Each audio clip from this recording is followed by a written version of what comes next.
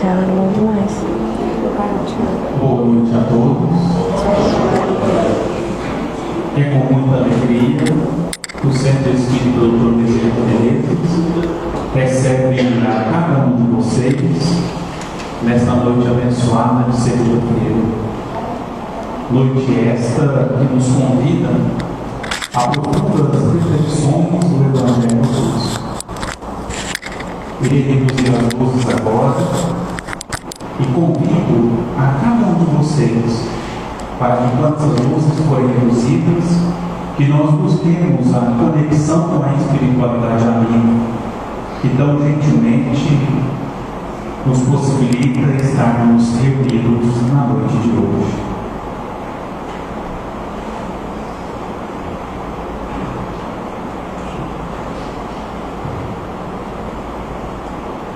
Que nós possamos mentalizar as energias salutares que advêm do Cristo Jesus, que transmite a cada um de nós imensa leveza, equilíbrio, paz e amor. E nesta vibração de paz e de amor e de bondade, irei realizar a leitura de uma breve prece e peço a todos que acompanhem mentalmente. Prece em cartas. Deus, nosso Pai, que tendes poder e bondade, dai a força àquele que passa pela provação, dai a luz àquele que procura a verdade, ponde no coração do homem a compaixão e a caridade. Deus, dai ao viajor a estrela guia, ao aflito a consolação, ao doente o repouso. Pai, dai ao culpado o arrependimento, ao espírito a verdade, à criança o guia, ao órfão o Pai. Senhor, que vossa bondade se estenda sobre tudo que criastes. Piedade, Senhor, para aqueles que vos não conhecem, e esperança para aqueles que sofrem. Que a vossa bondade permita aos Espíritos Consoladores derramarem por toda parte a paz, a esperança e a fé.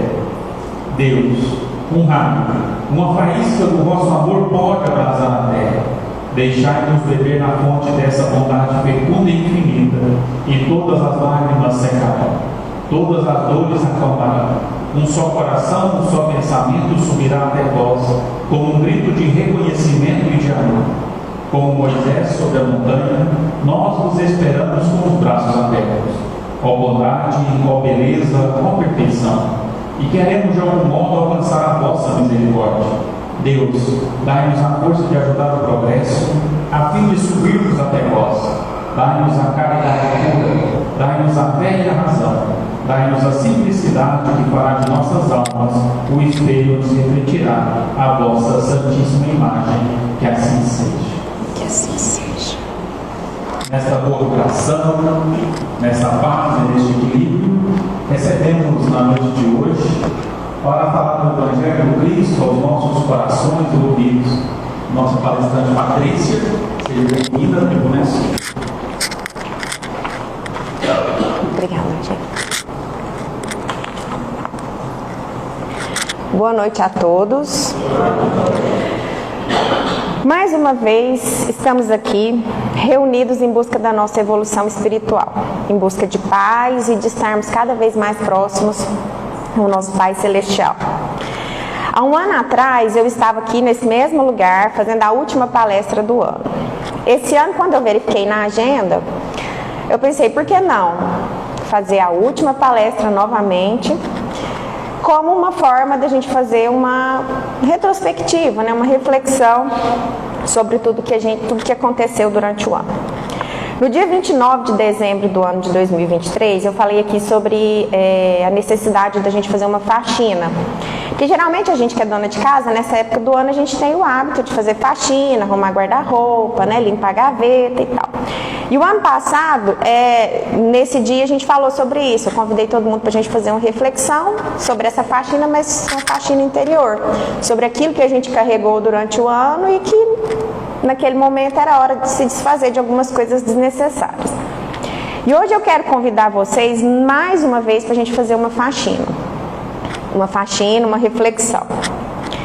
O Evangelho de Lucas, no capítulo 9, nós encontramos o seguinte: E convocando seus 12 discípulos, deu-lhes virtude e poder sobre todos os demônios para curarem enfermidades. E enviou-os a pregar o reino de Deus e a curar os enfermos. E disse-lhes: Nada leveis convosco para o caminho, nem bordões, nem alforje, nem pão, nem dinheiro, nem tenhais 2 túnicas. Mais à frente, ainda no Evangelho de Lucas, no capítulo 10, nós lemos o seguinte: E depois disso, designou o Senhor ainda outros 70, e mandou-os adiante da sua face, de 2 em 2, a todas as cidades e lugares onde ele havia de ir. E dizia-lhes: Grande é, em verdade, a seara, mas os obreiros são poucos. Rogai, pois, ao Senhor da seara que envie obreiros para a sua seara. Ide, que vos mando como cordeiros ao meio de lobos. Não leveis bolsa, nem alforge, nem alparcas, e a ninguém saudeis pelo caminho. Pois bem, partindo desse ponto, é que eu convido vocês a gente fazer essa reflexão sobre o Evangelho de Jesus, sobre o conselho que Jesus dá quando ele diz o seguinte: Nada leveis convosco para o caminho, nem bordões, nem alforge, nem pão, nem dinheiro, nem tenhais 2 túnicas. Se Jesus repete: Não leveis bolsa, nem alforge, nem alparcas, e a ninguém saudeis pelo caminho. O que Jesus quis que nós aprendêssemos com isso? O bordão na Bíblia é uma espécie de apoio, é como se fosse uma bengala que as pessoas usavam para caminhar. É como se fosse um cajado. O alforje é uma espécie de bolsa e as alparcas eram as sandálias da época. Então, na prática, era como se Jesus dissesse o seguinte: ide pregar o Evangelho, mas não leve dinheiro, não leve pão, não leve bolsa, não leve sandália, não leve muitas roupas. Ou seja, leve somente o necessário. Agora, tendo em mente que a gente tem que levar somente o necessário, nós vamos voltar lá no dia 1º de janeiro desse ano, quando Jesus disse a cada um de nós: ide caminhar por mais 1 ano, meu filho. Mas não leve dinheiro, não leve pão, não leve bolsa, não leve sandálias. Tampouco tenha 2 roupas. Leve somente o necessário. E se vocês forem parecidos comigo, certamente vocês falaram assim: Jesus, mas 365 dias, somente o necessário? Jesus, eu para mim ali na minha sogra, que é pertinho, eu tenho que levar uma mala cheia, eu não dou conta de levar pouca coisa. Vai dar não.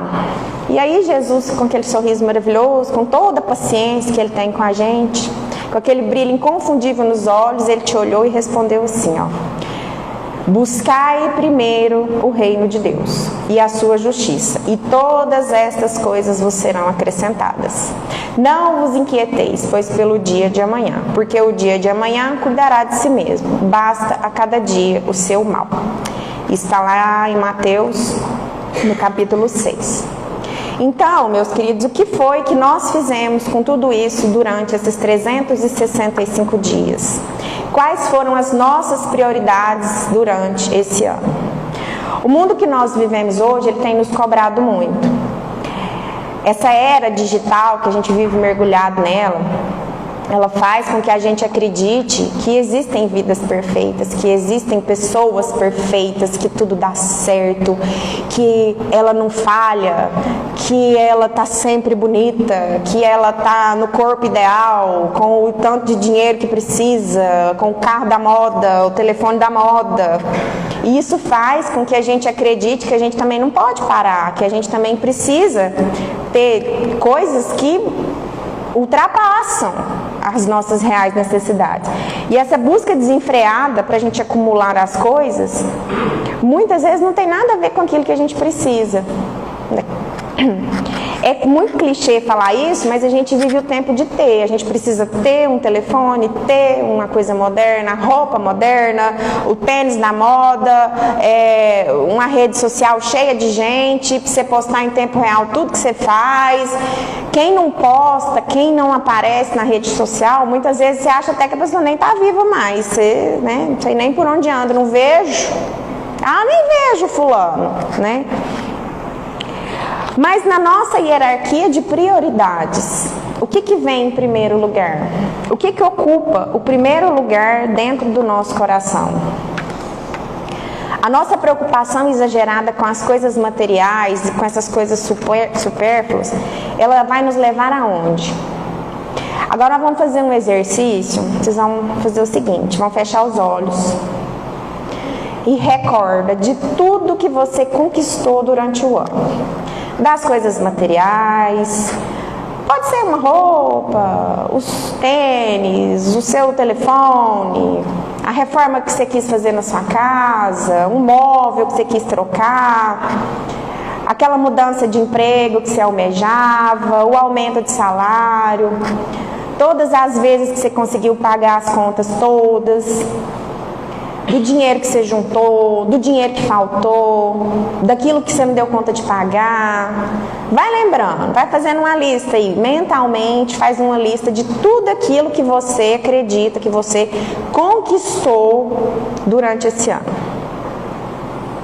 Feita essa lista, você imagina agora, que é dia 31, né? Vamos pensar que é hoje. Você está em casa, descansando, seu dia muito cheio, toca a campainha, você abre a porta e é Jesus. Aí ele mais uma vez, com toda a sua bondade e paciência, aquele sorriso maravilhoso que eu imagino que ele deva ter, ele olha nos seus olhos e diz o seguinte: eu vim buscar todos os seus bens. Tudo que você juntou ao longo dos anos, eu vou levar agora. Aí diz, você sem entender nada, você com a porta aberta, aquela cara de tacho, você não dá conta de raciocinar, você não está entendendo. Mas Jesus novamente, com muita paciência, ele explica para você o seguinte: eu vou levar as coisas materiais. Não se preocupe, porque ficarão as demais coisas que você possui. E eu tenho certeza que o que vai ficar é o essencial para você. E você vai ser muito feliz apenas com o necessário que vai ficar. E simples assim, Jesus pega tudo, vai embora, você fica lá.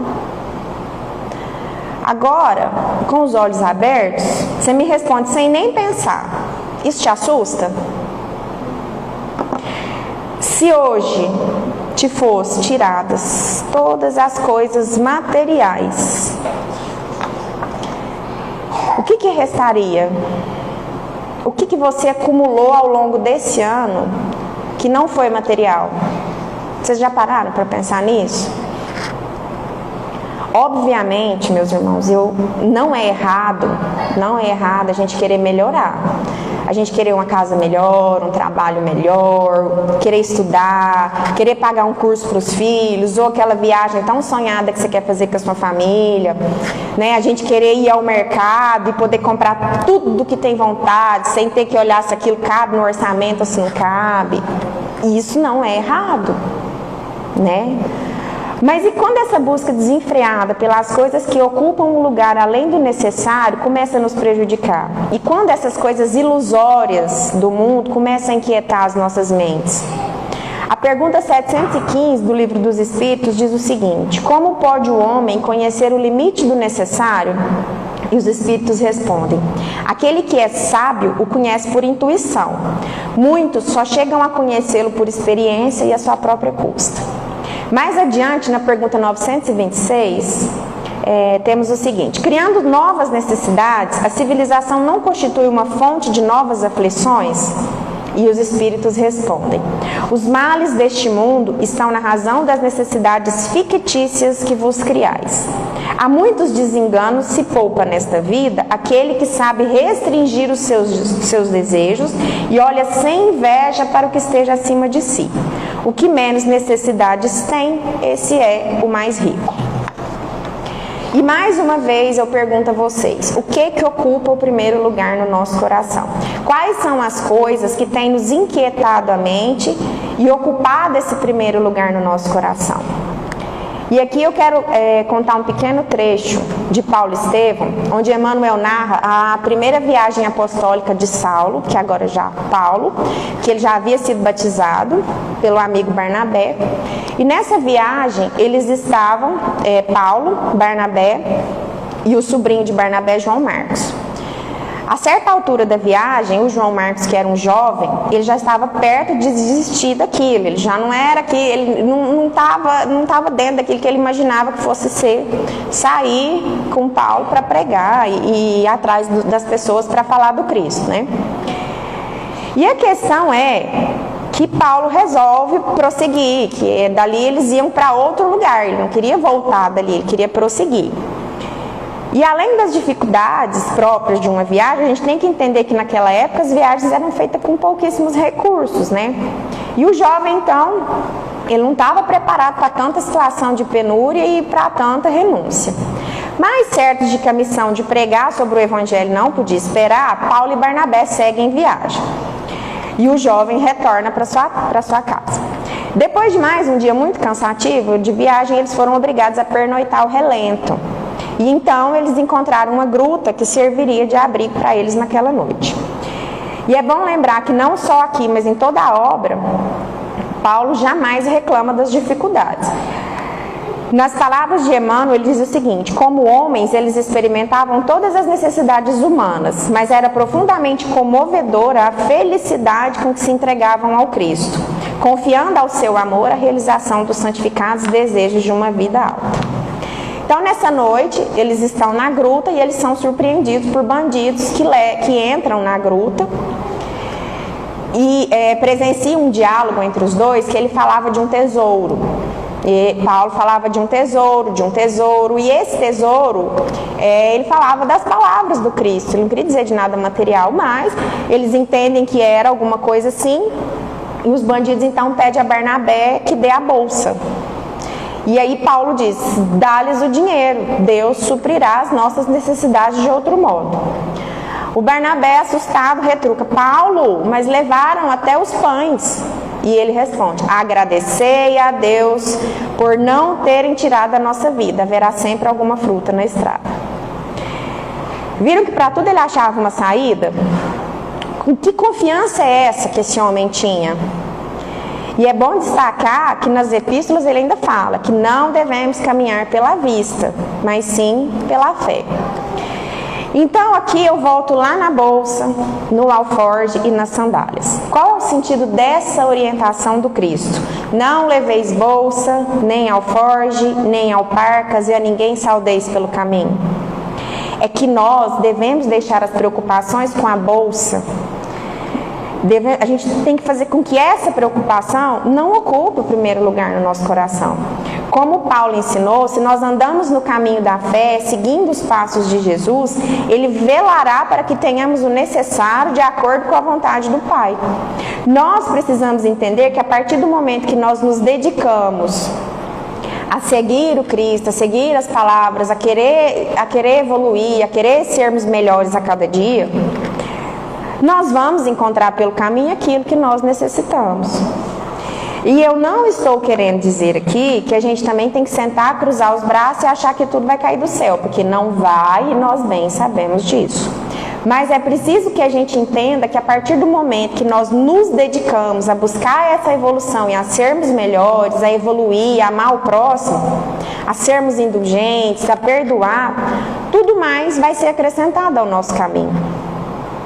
É muito bobo falar, mas a gente, antes de tudo, a gente precisa ser filhos melhores, né? Sermos pessoas melhores, sermos companheiros melhores, melhores colegas de trabalho, melhores maridos, melhores esposas.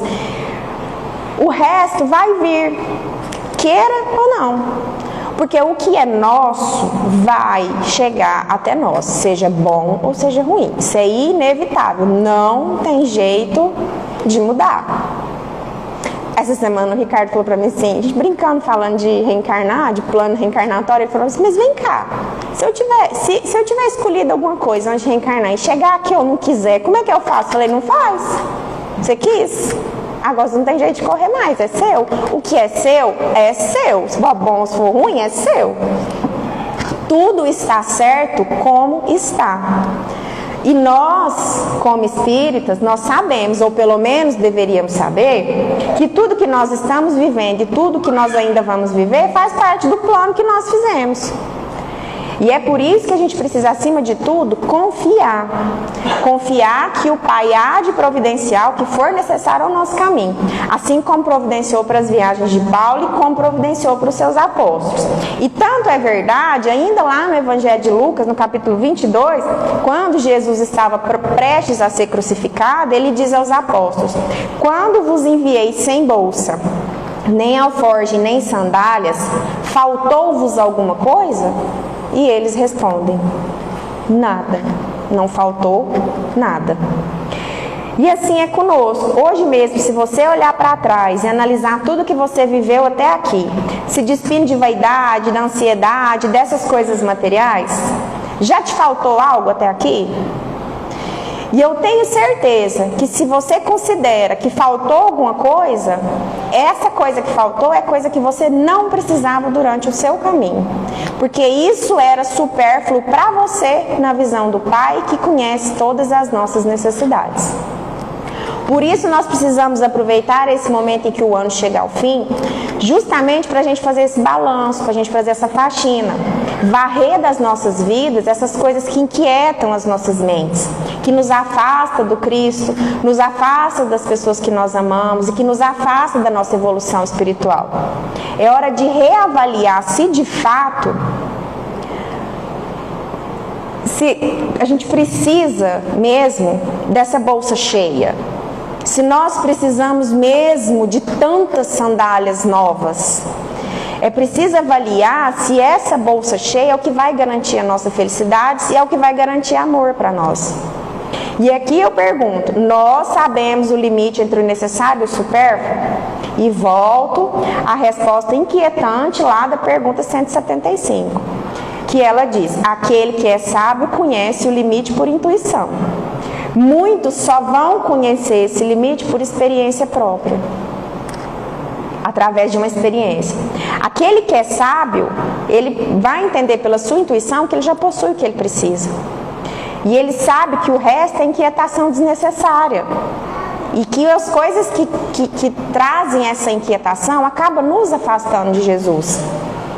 Mas como nós não somos tão sábios assim, muitas vezes nós só vamos entender esse limite vivendo na pele as situações que a vida nos impõe. E aqui eu lembro mais uma vez de Paulo, quando Paulo já era prisioneiro, ele estava sendo transportado de navio para Roma. Inicialmente ele tentou alertar o comandante lá do navio sobre a tempestade que se avizinhava, que talvez seria melhor aguardar, talvez esperar alguns dias para seguir viagem, mas ninguém quis dar ouvido a um prisioneiro. E de fato veio uma terrível tempestade, foram muitos dias de tempestade. E eles ficaram muitos dias à deriva. Durante todo esse tormento, todo mundo desesperado, Paulo era o único que levantava todos os dias, confiante, com fé, falando do Cristo, falando das palavras, pregando, tentando animar todo mundo. Com todas essas incertezas, ele era a única pessoa que tinha tanta confiança e tanta fé. E durante essa viagem foi necessário que muitas coisas fossem deixadas para trás. O navio estava carregado, então a cada problema que vinha, a cada perigo a cada situação de tormenta que passava, eles precisavam jogar coisas fora. Era preciso então aliviar o peso do navio. E muita coisa foi deixada para trás. E assim acontece com a gente, é durante as tempestades da nossa vida, os momentos mais difíceis, que a gente aprende isso, o limite entre o necessário e o supérfluo. Eu gosto muito de dar um exemplo que o Haroldo fala, em várias palestras dele, ele fala que a única coisa que é capaz de igualar as pessoas é a dor. Leon Denis também tem no livro que fala o destino do ser, o ser o destinador, ele também fala isso. E é muito real. Vamos tomar como exemplo aqui Por exemplo, os pais que devolvem os filhos, que devolvem o filho, né? Que passa por essa situação delicada. Ele pode ser judeu, católico, evangélico, ateu, pode ser o que ele quiser, mas a dor é a mesma. A dor iguala as pessoas. E é pela dor que a gente entende que grande parte do que inquieta a nossa mente não fará a mínima diferença. Quando a dor vem, a gente percebe que muitas vezes a nossa lista de prioridades ela está absolutamente invertida. Outro exemplo clássico disso foi a pandemia. Durante a pandemia, todo mundo ficou numa situação que não adiantava ter muito sapato, não tinha para onde ir. Não adiantava ter várias roupas, não tinha onde usar. Não adiantava ter muito dinheiro para pagar o melhor hospital. Estava tudo cheio, você tinha que ir onde coubesse. E aí a gente vê que está invertido. Está tudo invertido as nossas prioridades. E nós falamos muito isso lá no ombro, quando a gente está falando disso, que realmente a dor, ela mostra o que é essencial nas nossas vidas. E nós precisamos entender, então, que o essencial para nós não deve ser a bolsa cheia, a sandália nova, não deve ser isso. Nós não podemos deixar que essas preocupações tomem o primeiro lugar nas nossas vidas. A gente precisa controlar essa ansiedade. Não sei se vocês viram, mas acho que foi a CNN que divulgou uma pesquisa que a palavra do ano de 2024 foi ansiedade. A gente precisa controlar essa ansiedade nossa e exercitar a nossa fé e a nossa confiança, pois Jesus diz que se nós fizéssemos a nossa parte, agindo conforme a nossa consciência e conforme os seus ensinamentos, o necessário não vai faltar. O que a gente precisa de fato não vai faltar. Tem um trecho do livro de Carlos Bacelli, do Evangelho de Chico, que ele conta uma história muito interessante. Numa entrevista que ele fazia com Chico, Chico diz o seguinte: muitas vezes queremos ser felizes abarcando todas as possibilidades. Um apóstolo pergunta a Jesus se não poderia ensiná-lo a orar. Ele oferece à humanidade a oração dominical, da qual retiramos o tópico: Senhor, o pão nosso de cada dia, dai-nos hoje. Um amigo espiritual diz que se fossem necessários mais recursos para sermos felizes, Jesus teria acrescentado: mas vamos criando fantasias, ilusões, querendo a felicidade que está na mão dos outros. Achamos que isso é alegria, mas alegria é mesclada de sofrimento. Nosso amigo nos diz que, enquanto nós nos contentamos com o pão, nós estaremos sempre felizes, porque amamos a vida simples, aprendemos a conhecer a beleza natural, a terra está repleta de tesouros para os nossos olhos, para o nosso coração e para a nossa vida. Enquanto nos contentamos com o pão, vai tudo bem, mas da manteiga em diante começam as nossas lutas. E é isso. Até o pão com manteiga tá tudo bem, tá tudo certo, mas a gente não tá satisfeito. Aí, com o tempo, já não é qualquer manteiga, você já quer uma manteiga, né, melhor. Aí depois, enjoei da manteiga, eu quero geleia, mas também já não é qualquer geleia, né, tem que ser um negócio e por aí vai. E de repente, a gente esquece do pão, que era o mais importante, a gente esquece. É uma metáfora, mas é muito real. É muito real. Essas inquietações que nós estamos vivendo, essa ansiedade que a gente vive, é excesso de futuro. E não vai levar a gente a nada. Não vai. Vai afastar a gente das coisas. E é tão real que muitas vezes nessa busca desenfreada pelas coisas, a gente deixa de tomar um café com alguém.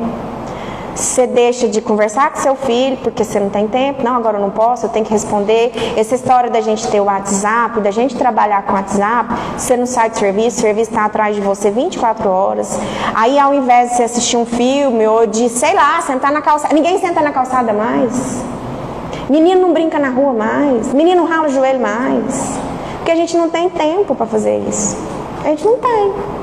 Aí, esses momentos que a gente não vive, se tudo fosse tirado de nós hoje, o que a gente ia ter? Que momentos, que recordações a gente teria? Não é o essencial. Será que é? A gente vai guardar hoje, fecha a mala do dia 31, fecha a mala desse ano. O essencial, você tem coisa essencial para deixar lá dentro? Você acumulou coisas essenciais? Então, meus queridos, não dê às coisas do mundo uma importância que não lhes cabe. Busquemos o básico, busquemos o necessário. Tenhamos as nossas consciências tranquilas, a fé no futuro e assim tudo mais nos será acrescentado. Que o ano que se aproxima possamos valorizar o necessário, possamos valorizar o nosso lar, a nossa família, os nossos amigos, que nós possamos ver o sol nascer mais vezes, contemplar o céu estrelado por mais vezes, possamos brincar com os nossos filhos, que nós possamos viver com mais simplicidade e com menos ansiedade. Obrigada a todos por mais um ano juntos nessa casa tão especial e tão acolhedora, e que nós tenhamos um ano novo recheado de amor, de paz, de simplicidade, levando somente aquilo que é necessário a cada um de nós. Muito obrigada a todos mais uma vez pela paciência. E tenham todos uma boa noite e um excelente fim de ano junto aos seus. Obrigada.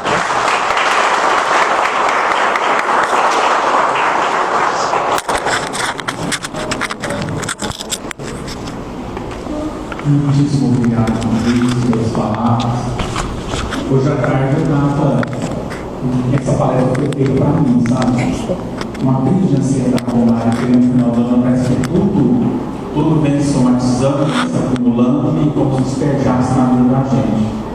E eu fui lá para as vasilhas à tarde e coloquei uma palestra escrita falando de ansiedade para eu poder entender.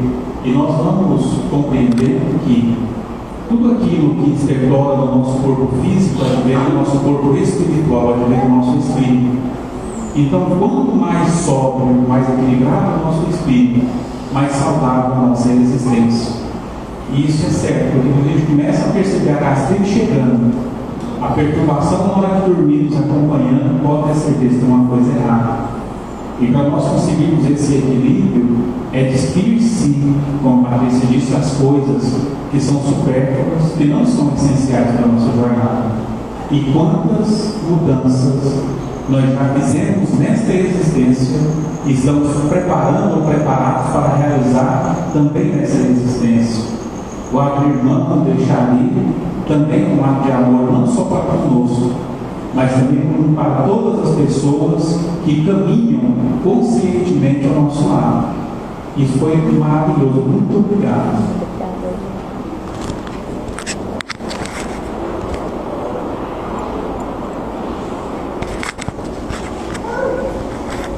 Passamos neste momento ao segundo ponto do nosso encontro de hoje. Peço aos irmãos que mantenham o pensamento em equilíbrio, em fé, amor, bondade e caridade. Peço aos nossos irmãos médicos, trabalhadores da casa, a se alinharem diante da nossa mesa, para que juntos possamos realizar a transmissão coletiva dos passos.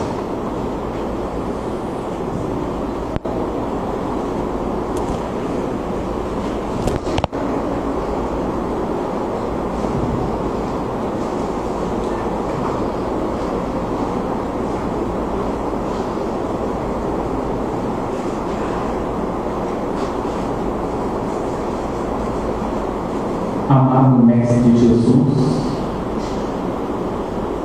neste momento em que nos colocamos diante de Ti, pedimos que as energias que advêm do plano agora possam ser despejadas neste ambiente, proporcionando o reequilíbrio necessário para cada um dos irmãos, que nós possamos estabelecer novos objetivos em Cristo em nossa jornada, cheios de muito equilíbrio, de muita paz e de muito amor. Que assim seja.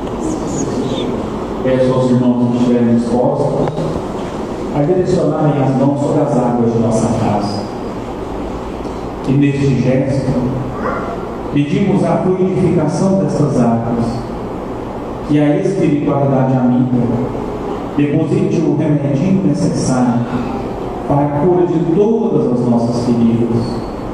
Pedimos também a essa espiritualidade que visite aos nossos lares, aos nossos ambientes de trabalho, e de maneira muito fraternal à casa daquele irmão ou irmã terra ao nosso coração, que necessita urgentemente do amparo da espiritualidade maior.